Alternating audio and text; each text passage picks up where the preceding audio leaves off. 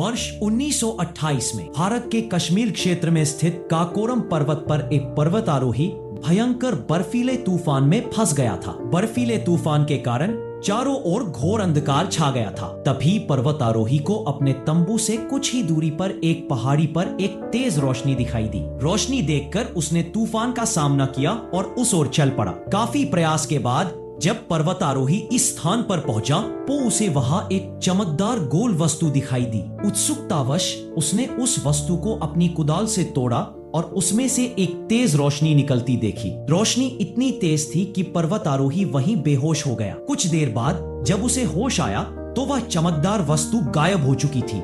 उसने इधर उधर देखा लेकिन वह कहीं नहीं मिली। तभी उसे अपने हाथ पर कुछ महसूस हुआ। उस पर एक अजीब सा निशान था। निशान देखकर पर्वतारोही गहरी सोच में पड़ गया।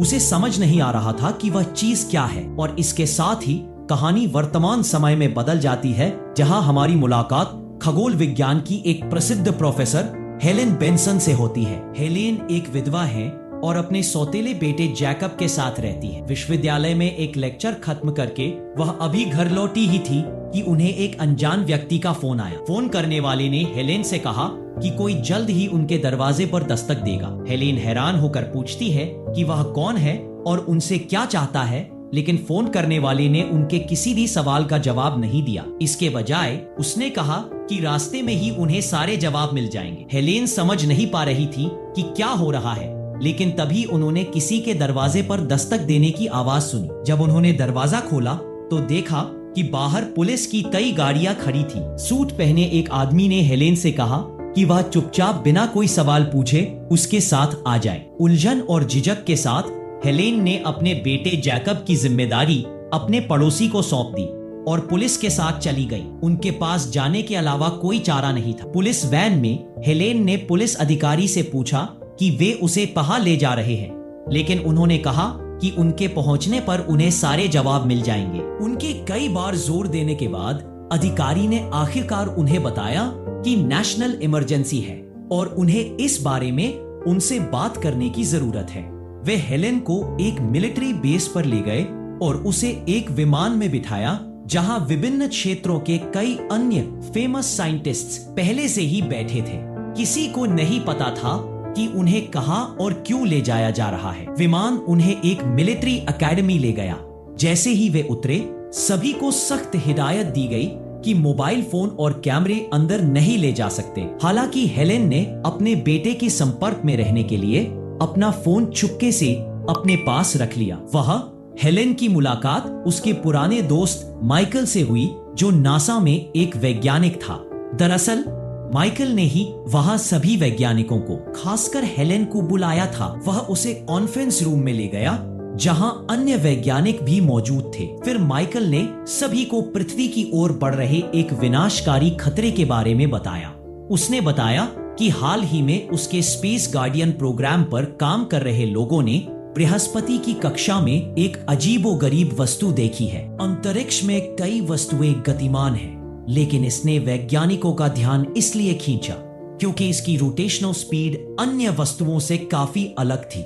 जहां अधिकांश वस्तुएं वृत्ताकार कक्षाओं में गतिमान हैं, वहीं यह एक हाइपरबोलिक कक्षा में गतिमान थी, मानो इसे एक बिंदु से दूसरे बिंदु की ओर प्रक्षेपित किया गया हो। यह 30,000 किलोमीटर पर सेकंड की गति से पृथ्वी की ओर बढ़ रही थी। इसकी गति को देखते हुए वैज्ञानिकों ने अनुमान लगाया कि अगले 78 मिनट में यह अमेरिका के मैनहट्टन शहर से टकराएगा। टक्कर इतनी जबरदस्त होगी कि पूरा शहर तबाह हो जाएगा। यह सुनकर वहां मौजूद सभी वैज्ञानिक डर के मारे पसीने से तरबतर हो गए, खासकर इसलिए क्योंकि मैनहट्टन उनमें पास था। वैज्ञानिकों के अनुसार इतनी तेज गति से चलती किसी वस्तु को रोकने के लिए मिसाइल दागना भी काफी नहीं होगा। सरकार को सब कुछ कॉन्फिडेंशियल रखना था, शांति बनाए रखना और पूरे देश में दहशत फैलने से बचना जरूरी था।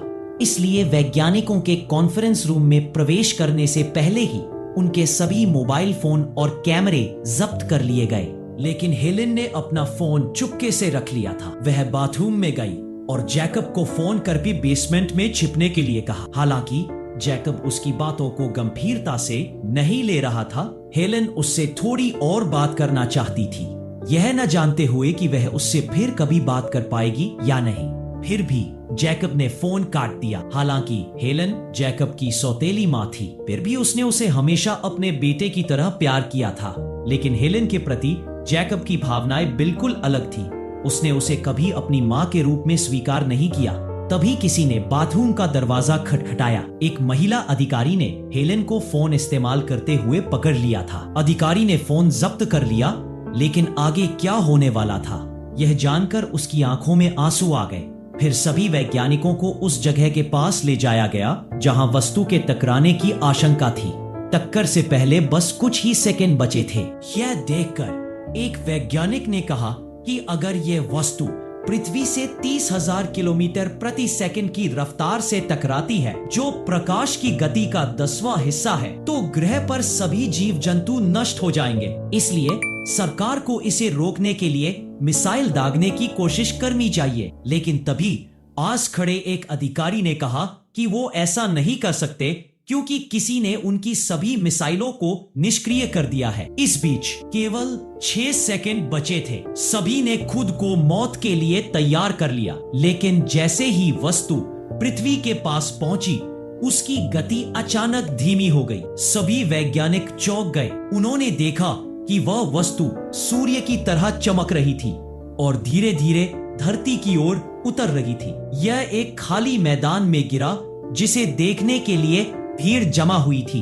तुरंत सैन्य अधिकारियों ने हथियारों और टैंकों के साथ वस्तु को घेर लिया। हेलेन और अन्य वैज्ञानिकों को वस्तु के करीब ले जाया गया। हालांकि किसी को भी समझ नहीं आया कि वह क्या थी। जैसे ही धुआं छटा, उन्होंने देखा कि वह वस्तु फिल्म की शुरुआत में दिखाई गई ट्रांसपेरेंट बॉल का एक बड़ा संस्करण थी। उसके अंदर विशाल तूफानी बादल दिखाई दे रहे थे। ये वास्तव में एक एलियन अंतरिक्ष यान था। उसमें से एक तेज रोशनी निकली और उस रोशनी से एक एलियन उभरने लगा। ये देखकर कई लोग भाग गए, लेकिन हेलेन ने हिम्मत दिखाई और एलियन की ओर बढ़ी। एलियन ने हेलेन की ओर हाथ बढ़ाया, लेकिन इससे पहले कि वे उसे छू पाते, पीछे से एक सैनिक ने एलियन को गोली मार दी, जिससे वह घायल हो गया। हेलेन ने तुरंत गोली चलाने से रोकने के लिए चिल्लाया और चिकित्सा सहायता के लिए पुकारा। लेकिन तभी एक विशाल एलियन रोबोट अंतरिक्ष यान से बाहर निकला। उसका पूरा शरीर धातु का बना था और उसकी आंखों से लेजरों जैसी लाल रोशनी चमक रही थी। कुछ ही पलों में रोबोट ने शहर के सभी इलेक्ट्रॉनिक सिस्टम बंद कर दिए। एक बहरा कर देने वाली आवाज आई, जो इतनी तेज थी कि सभी के कानों में सुई की तरह चुभ गई। फिर रोबोट घायल एलियन को निकालने के लिए आगे बढ़ा, लेकिन एलियन ने उसे अपनी भाषा में कुछ निर्देश दिए। आदेश सुनते ही रोबोट एक मूर्ति की तरह वहीं जम गया और शहर की बिजली बहाल हो गई। यह देखकर मिलिट्री ऑफिसर्स को एहसास हुआ कि एलियंस का कोई बुरा इरादा नहीं था। इसलिए वे घायल एलियन को इलाज के लिए एक सैन्य अस्पताल ले गए। उसकी हालत बिगड़ती देख हेलन ने तुरंत एक सर्जन को बुलाने को कहा। जल्द ही एक सर्जन आ गया, लेकिन जब उसने गोली निकालने के लिए एलियन की त्वचा को काटा तो उसे एक हैरान करने वाली चीज मिली। सर्जन ने बताया कि एलियन की बाहरी त्वचा वेल की चर्बी जैसी है और उस चर्बी के अंदर एक इंसान जैसा शरीर है।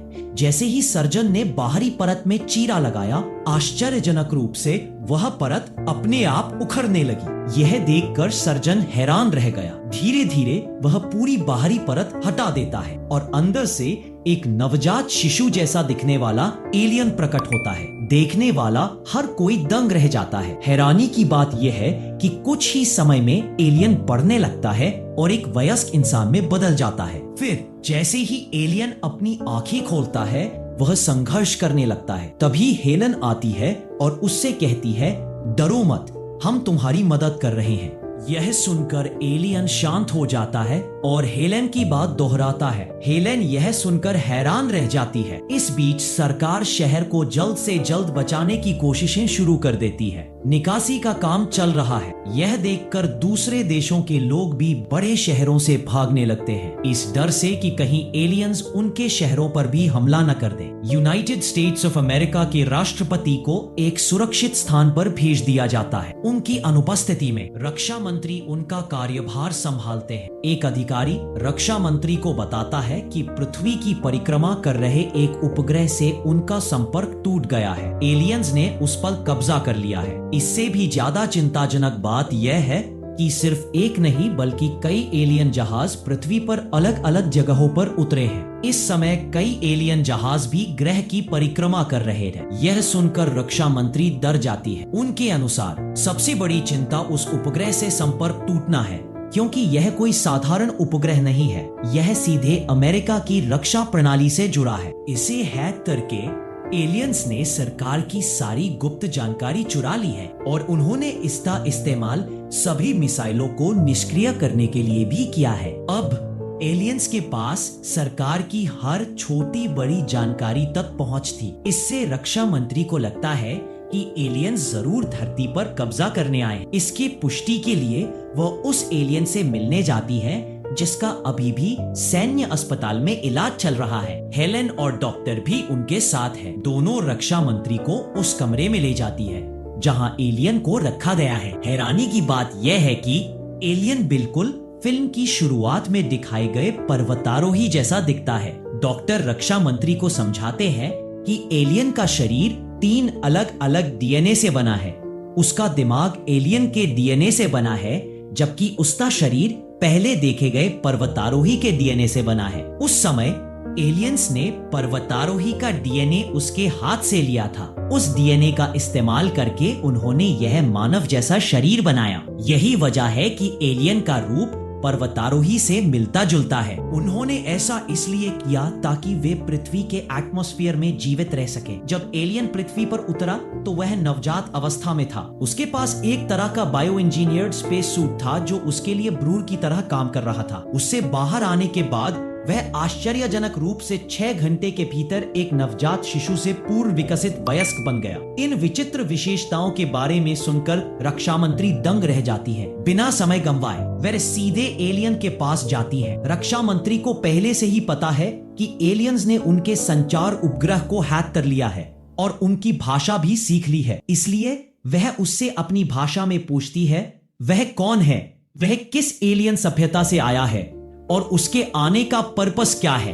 एलियन जवाब देता है कि उसका नाम क्लाटू है। वह कहता है कि ब्रह्मांड में कई सभ्यताएं हैं जिन्हें मनुष्य अभी तक नहीं खोज पाया है। वह उन्हीं सभ्यताओं में से एक का सदस्य है और सभी एलियन सभ्यताओं के प्रतिनिधि के रूप में पृथ्वी पर आया है। क्लाटू जानता है कि पृथ्वी के सभी शक्तिशाली देश यूनाइटेड नेशंस के अंतर्गत एकजुट हैं। इसलिए वह रक्षा मंत्री से संयुक्त राष्ट्र की एक बैठक आयोजित करने का अनुरोध करता है ताकि वह पृथ्वी के सभी लोगों को अपनी यात्रा का कारण समझा सके। लेकिन रक्षा मंत्री क्लाटू के अनुरोध को अस्वीकार कर देती हैं और कहती है कि वह उनके अलावा किसी से बात नहीं कर सकते। वह उनसे पूछती है कि वह उनके ग्रह पर क्यों आए हैं। क्लाटू उन्हें आश्चर्य से देखता है और कहता है यह ग्रह तुम्हारा नहीं है। यह सुनकर रक्षा मंत्री को डर लगता है कि कहीं एलियंस उन पर राज करने तो नहीं आ गए हैं। इसलिए वह डॉक्टर को पॉलीग्राफ टेस्ट के जरिए क्लाटू से पूछताछ करने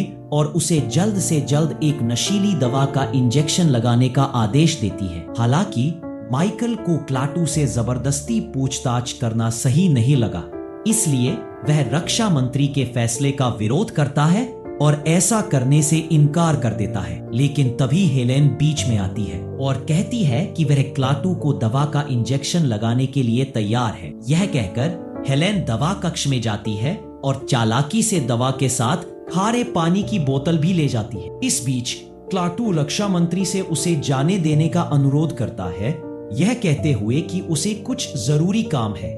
लेकिन रक्षा मंत्री मना कर देती हैं और कहती है कि जब तक वह उन्हें पृथ्वी पर आने का कारण नहीं बता देते वह उन्हें रिहा नहीं करेंगी। जल्द ही हेलेन वापस आती है और चुपके से इंजेक्शन में दवा की जगह सलाइन भर देती है। वह क्लाटू को इंजेक्शन लगाती है और धीरे से उसके कान में फुसफुसाती है कि मौका मिलते ही वह भाग जाए। लेकिन इससे पहले कि क्लाटू उसकी बात समझ पाता, सेना के जवान उसे व्हीलचेयर से बांधकर पूछताछ कक्ष में ले जाते हैं। कक्ष के बाहर सुरक्षा गार्ड तैनात हैं और अंदर एक डॉक्टर अपने उपकरण लगाकर पॉलीग्राफ टेस्ट शुरू करता है। वह क्लाटू से मुख्य प्रश्न यही पूछता है कि वह पृथ्वी पर क्यों आया है, लेकिन क्लाटू उसके किसी भी प्रश्न का उत्तर नहीं देता। इसके बजाय वह अपनी पावर्स का उपयोग करके पॉलीग्राफ मशीन को अपने नियंत्रण में ले लेता है। जब डॉक्टर मशीन को छूता है तो उसे बिजली का झटका लगता है और वह क्लाटू के कंट्रोल में आ जाता है। क्लाटू उससे बाहर निकलने का रास्ता और मुख्य द्वार का सिक्योरिटी कोड पूछता है। फिर अपनी शक्तियों का उपयोग करके क्लाटू बिजली के तारों में घुसकर सीसीटीवी सिस्टम तक पहुंच जाता है। कैमरों के माध्यम से वह कक्ष के बाहर खड़े सभी गार्डों को देखता है। फिर वह उनके ईयरपीस से एक तेज आवाज निकालता है जिससे सभी गार्ड दर्द से जमीन पर गिर पड़ते हैं। इस बीच क्लाटू डॉक्टर का कोट पहनकर भाग निकलता है। कुछ मिनट बाद जब सैन्य अधिकारी सीसीटीवी पर देखते हैं कि क्लाटू भाग गया है तो वह उसे ढूंढने के लिए शहर के कोने कोने में सर्च टीम भेज देते हैं। दूसरी ओर क्लाटू रेलवे स्टेशन पहुंचता है। वह बिना पैसे खर्च किए बस उसे छूकर एक वेंडिंग मशीन से खाना ले लेता है। पास में खड़ा एक छोटा बच्चा क्लाटू को हैरानी से देखता है। तभी एक चोर क्लाटू के सामने एक बूढ़े व्यक्ति का सामान छीनकर भाग जाता है। यह देखकर क्लाटू मानवता के अच्छे और बुरे दोनों पहलुओं के बारे में सोचने लगता है। इसी बीच वह देखता है कि उसकी गोली का घाव अभी भी ठीक नहीं हुआ है और फिर से खून बहने लगा है। मानव शरीर की इस स्थिति को समझने की कोशिश करते हुए क्लाटू अचानक बेहोश होकर गिर पड़ता है। वहीं हेलेन अपने बेटे जैकब के साथ घर पर है। टीवी पर आ रही खबरों से पता चलता है कि एलियंस के आने के बाद देश में अफरा तफरी मची हुई है। दुनिया भर के नेता अमेरिकी सरकार से नाराज हैं क्योंकि उसने क्लाटू के संयुक्त राष्ट्र से बात करने के अनुरोध को ठुकरा दिया है। तभी हेलेन को रेलवे पुलिस का फोन आता है। वे उसे बताते हैं कि उसका एक मरीज उनकी हिरासत में है और कह रहा है कि हेलेन के पास उसकी दवा है। यह सुनकर हेलेन तुरंत समझ जाती है कि वह मरीज क्लाटू है। वह जल्दी से जैकब को अपने साथ लेकर रेलवे स्टेशन जाती है जहां क्लाटू उसका इंतजार कर रहा होता है। इससे पहले कि कोई उसे पहचान पाता, हेलेन क्लाटू को अपनी कार में बिठा लेती है और उसके बताए रास्ते पर चल पड़ती है। सफर के दौरान क्लाटू हेलेन से अपने बायो इंजीनियर्ड स्पेस सूट का एक नमूना मांगता है जो हेलेन घर जाते समय लैब से ले गई थी। यह असल में क्लाटू की दवा थी। जब क्लाटू ने उस पदार्थ को अपने घाव पर लगाया तो वह तुरंत ठीक हो गया। यह देखकर हेलेन दंग रह गई। इस बीच अमेरिकी सेना ने एलियन स्पेसशिप को नष्ट करने के लिए मिसाइलों से लोडेड 2 रिमोट कंट्रोल्ड विमान भेजे, लेकिन जैसे ही वे मिसाइलें छोड़ते हैं, जहाज की रखवाली कर रहा विशालकाय एलियन रोबोट अपनी आंखों से लेजर दागता है और मिसाइलों को नष्ट कर देता है। फिर वह विमानों को अपने नियंत्रण में ले लेता है और उन्हें मिलिट्री टैंकों से टकरा देता है। यह देखकर सैनिक स्तब्ध रह गए। दूसरी ओर क्लाटू एक कैफे के सामने कार रोककर किसी का इंतजार करता है। जैकब, जो क्लाटू के बारे में सच्चाई नहीं जानता, एलियंस के पृथ्वी पर आने पर क्रोधित है। वह इस बात से भी नाराज है कि सरकार उनसे लड़ने के बजाय शहर खाली करा रही है। वह क्लाटू से पूछता है कि वह इस बारे में क्या सोचता है। क्लाटू जवाब देता है कि इंसान इसमें कुछ नहीं कर सकते। जैकब फिर कहता है कि अगर उसके पिता जीवित होते तो वह एलियंस को मारकर भगा देता। यह कहकर वह टॉयलेट चला जाता है। जैकब ने अपने पिता के बारे में जो कहा उसे सुनकर क्लेटू को लगता है कि जैकब के पिता कोई शक्तिशाली सैनिक रहे होंगे, लेकिन हेलेन जैकब को सही करती है और समझाती है कि वह तो बस एक बच्चा है और सभी बच्चों की तरह अपने पिता को एक हीरो मानता है। वह क्लेटू को बताती है कि जैकब की असली माँ की मृत्यु तब हुई थी जब वह बहुत छोटा। बाद में हेलेन ने उसके पिता से शादी कर ली, लेकिन उसके 1 साल बाद उनका भी देहांत हो गया। हेलेन को अब भी नहीं पता कि क्लेटू पृथ्वी पर क्यों आया था, इसलिए वह उससे दोबारा पूछती है। क्लेटू बस इतना कहता है, मैं पृथ्वी को बचाने आया हूं। तभी उसका दोस्त आ जाता है और वह कैफे के अंदर चले जाते हैं। क्लेटू जिस आदमी से मिलता है वह एक बुजुर्ग चीनी व्यक्ति है जिसके साथ उसका पोता है। यह बूढ़ा आदमी असल में क्लेटू जैसा ही एक एलियन है जो 70 साल पहले पृथ्वी पर आया था। यहाँ तक कि उसका पोता भी नहीं जानता कि वह एक एलियन है। इतने सालों तक इंसानों के बीच रहने के बाद उस बूढ़े एलियन ने मानव जीवन के हर पहलू अच्छे और बुरे के बारे में जान लिया था। वह क्लाटू को बताता है कि इंसान हमेशा से पृथ्वी पर विनाश लाते रहे हैं। हालांकि उन्हें पता है कि उनके कामों से धरती को नुकसान पहुंच रहा है और दूसरे जीव विलुप्त हो रहे हैं, फिर भी वे नहीं बदलते। यही बात इंसानों को खतरनाक बनाती है। फिर क्लाटू आखिरकार अपनी यात्रा का असली मकसद बताता है। एलियंस धरती पर किसी बाहरी दुश्मन से नहीं बल्कि इंसानों से बचाने आए थे। उनका मकसद इंसानी नस्ल का सफाया करना था ताकि धरती फिर से हरी भरी और शांतिपूर्ण बन सके।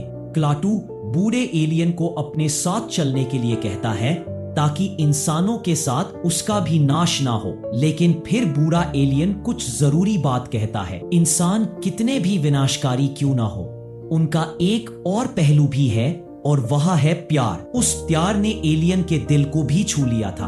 हालांकि बूढ़ा एलियन जानता है कि क्लाटू अभी भी प्यार के एहसास को नहीं समझता और अपने मिशन को नहीं छोड़ेगा। इसलिए वह इंसानों के साथ धरती पर ही रहने का फैसला करता है। हेलेन और जैकब अभी भी क्लाटू के असली इरादे से अनजान थे, इसलिए हेलेन उसके बताए हुए स्थान की ओर गाड़ी चलाती रही। इस बीच पुलिस क्लाटू की तलाश में हर जगह जांच पड़ताल कर रही थी। कुछ स्थानीय लोगों से उन्हें पता चलता है कि क्लाटू हेलेन और जैकब के साथ जंगल में गया है। जल्द ही क्लाटू एक जंगल में कार रोक देता है। वह हेलेन और जैकब को कार में छोड़कर अकेले जंगल की ओर चल पड़ता है। जब क्लाटू काफी देर तक वापस नहीं आता तो हेलेन जैकब को कार में छोड़कर उसे ढूंढने जंगल में चली जाती है। वह एक जगह रुकती है और देखती है कि क्लाटू एक तालाब के किनारे खड़ा है। अचानक पानी से एक छोटा सा एलियन स्पेसशिप ऊपर उठता है। क्लाटू उसकी ओर बढ़ता है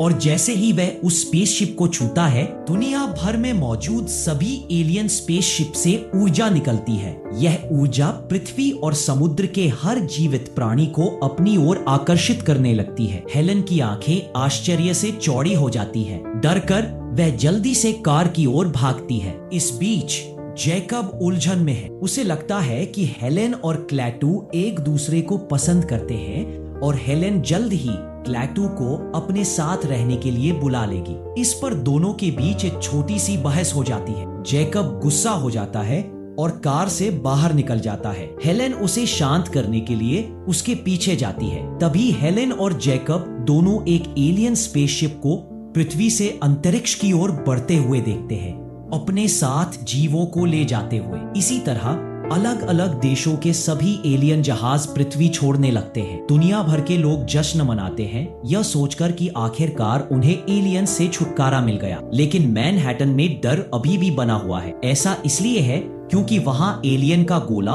बाकी गोले से कहीं बड़ा है। इससे पूरी सरकार की चिंता बढ़ जाती है। इस बीच क्लाटू हेलेन के पास लौटता है और उससे कहता है कि उन्हें शहर वापस चलना चाहिए, लेकिन हेलेन मना कर देती है और जैकब को कार में बिठा देती है। वह क्लाटू से कहती है कि जब तक वह उसे इस सब के पीछे की असली वजह नहीं बता देता, वह उसे कहीं नहीं ले जाएगी। क्लाटू आखिरकार उसे सच बताता है। वह कहता है कि ब्रह्मांड में कुछ ही ग्रह ऐसे हैं जहां जीवन संभव है। उसकी एलियन सिविलाइजेशन उन ग्रहों की रक्षा करने की कोशिश कर रही है, लेकिन पृथ्वी पर इंसान लगातार प्रकृति को प्रदूषित और नष्ट कर रहे हैं। अगर ऐसा ही चलता रहा तो धरती जल्द ही नष्ट हो जाएगी। वह समझाता है कि एलियंस लंबे समय तक धैर्य बनाए रहे, इस उम्मीद में कि इंसान बदल जाएंगे, लेकिन सुधरने के बजाय इंसान ग्रह को और भी ज्यादा नुकसान पहुंचाते रहे। इसलिए अब एलियंस ने मानव जाति को नष्ट करने का फैसला किया है,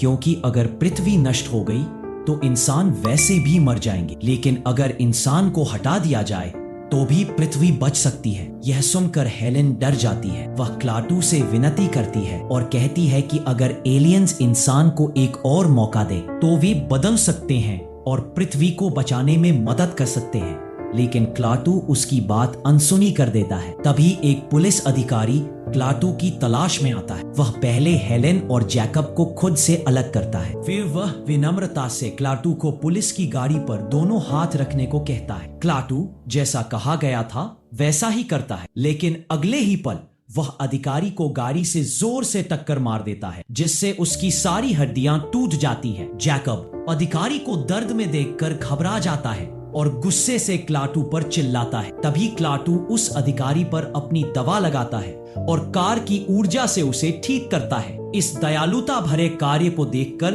क्लाटू में भलाई की एक चिंगारी दिखाई देती है। एक बार फिर हेलेन उससे मानवता को बख्शने का अनुरोध करती है। क्लाटू जवाब देता है कि उसने पहले ही दुनिया के नेताओं से बात करने की कोशिश की थी, लेकिन रक्षा मंत्री ने उसके प्रस्ताव को अस्वीकार कर दिया था। हेलेन क्लाटू से कहती है कि वह उन लोगों को अपना नेता नहीं मानती। यह कहकर वह क्लाटू को प्रोफेसर बर्नहार्ड से मिलवाने ले जाती है, इस उम्मीद में कि वह मानवता के बारे में क्लाटू के विचारों को बदलने में मदद कर सके। प्रोफेसर बर्नहार्ड एक नोबेल पुरस्कार विजेता थे जो जैविक परोपकारिता पर अपने रिसर्च के लिए जाने जाते थे। हेलेन जैकब को एक कमरे में आराम करने के लिए कहती है, जबकि वह क्लाटू के साथ लिविंग रूम में प्रोफेसर का इंतजार करती है। तभी क्लाटू की नजर प्रोफेसर के ब्लैक बोर्ड पर लिखे एक समीकरण पर पड़ती है, एक ऐसा समीकरण जिसे दुनिया में कोई भी हल नहीं कर पाया था, लेकिन क्लाटू उसे पल भर में हल कर देता है। तभी प्रोफेसर वहां पहुंचते हैं और समीकरण हल होते देखकर चौंक जाते हैं। वह तुरंत समझ जाता है कि क्लाटू कोई साधारण इंसान नहीं,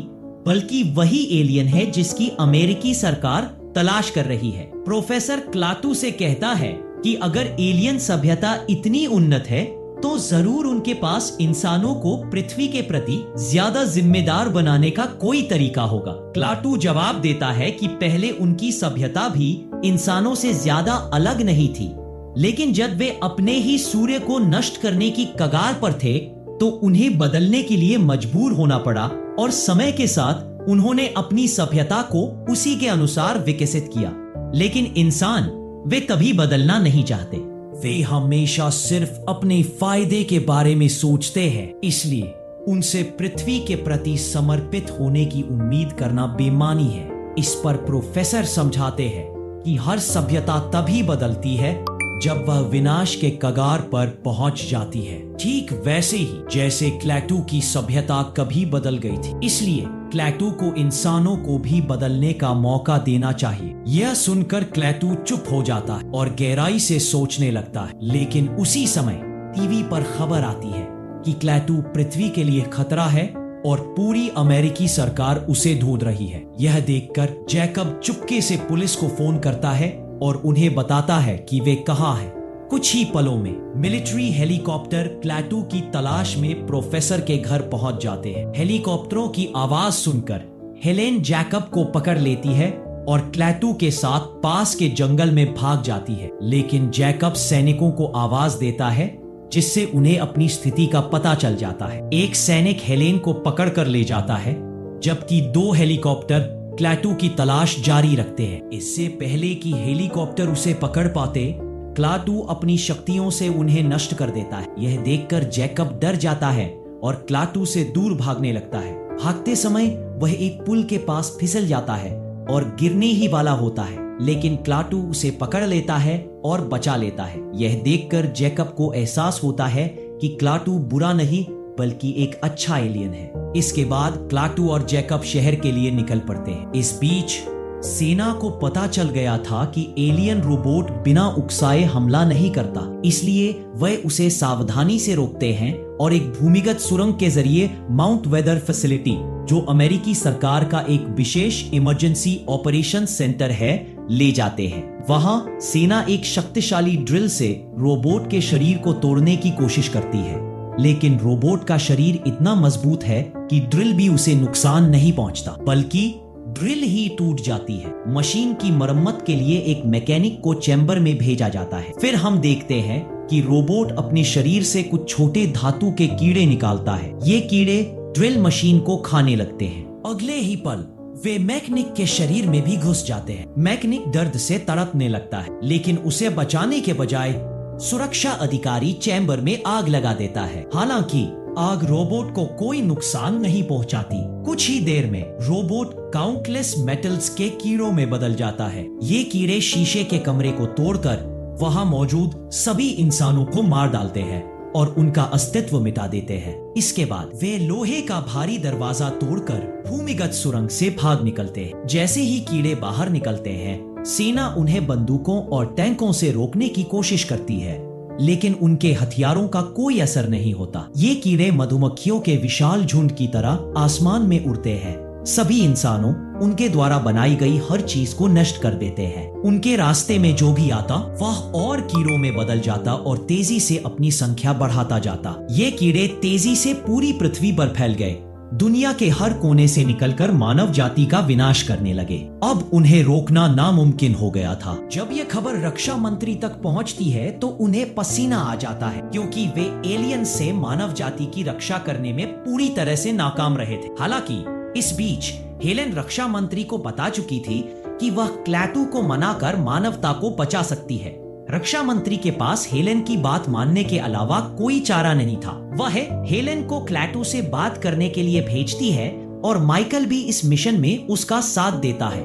दूसरी ओर जैकब और क्लैटू घर पहुंच जाते हैं। जब जैकब हेलेन को कॉल करने के लिए फोन उठाता है तो लाइन बार बार डिस्कनेक्ट होती रहती है। तभी क्लैटू अपनी शक्ति से फोन ठीक करता है और जैकब को थमा देता है। जैकब हेलेन को फोन करता है और वे एक खास जगह पर मिलने का फैसला करते हैं। वह जगह एक कब्रिस्तान थी जहां जैकब के पिता को भी दफनाया गया था। जैकब ने यह जगह इस उम्मीद से चुनी थी कि क्लैटू उसके पिता को जिंदा कर देगा, क्योंकि उसने पहले क्लैटू को एक पुलिस वाले को जिंदा करते देखा था। लेकिन क्लैटू उसे बताता है कि इस दुनिया में यह मुमकिन नहीं है, कोई भी सच में नहीं मरता, वे बस एक अवस्था से दूसरी अवस्था में बदलते हैं। यह सुनकर जैकब भावुक हो जाता है। इसी बीच हेलेन और माइकल कब्रिस्तान पहुंचते हैं। हेलेन जैकब को गले लगाती है और कहती है कि वह अकेला नहीं है, वह हमेशा उसके साथ रहेगी। उसी समय जैकब को अपनी गलती का एहसास होता है और वह आखिरकार हेलेन को अपनी मां मान लेता है। प्यार के इस पल को देखकर क्लैटू भी प्यार का असली मतलब समझता है और मानवता को एक और मौका देने के लिए राजी हो जाता है, लेकिन इसके लिए उसे अपने जहाज पर लौटना होगा। माइकल उसकी मदद करता है और क्लैटू को अपनी कार में ले जाता है। दूसरी तरफ रक्षा मंत्री को राष्ट्रपति से एक गुप्त आदेश मिलता है और वह तुरंत कार्रवाई करता है। माइकल क्लैटू को शहर से बाहर ले जा रहा होता है। तभी उनकी नजर एक चौकी पर पड़ती है। माइकल चौकी तोड़कर भाग जाता है। सैन्य वाहन उनका पीछा करने लगते हैं, लेकिन जल्द ही सैनिकों को अपने वरिष्ठों से पीछा रोकने का आदेश मिलता है, इसलिए वे पीछे हट जाते हैं। तभी हेलेन को कुछ अजीब सा एहसास होता है। पूरी सड़क खाली है